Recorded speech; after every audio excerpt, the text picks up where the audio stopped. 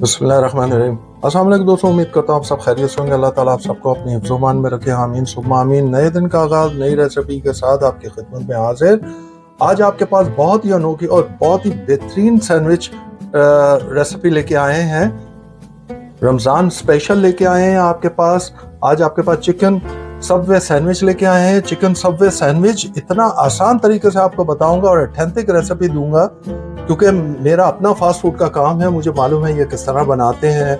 Exactly आपको वही जायका दूंगा जो सबवे में आपको चिकन सबवे सैंडविच आपका बनता है।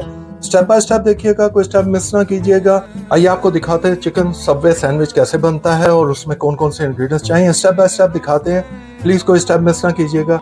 चलिए आइए हम शुरू करते हैं अपना चिकन सबवे सैंडविच।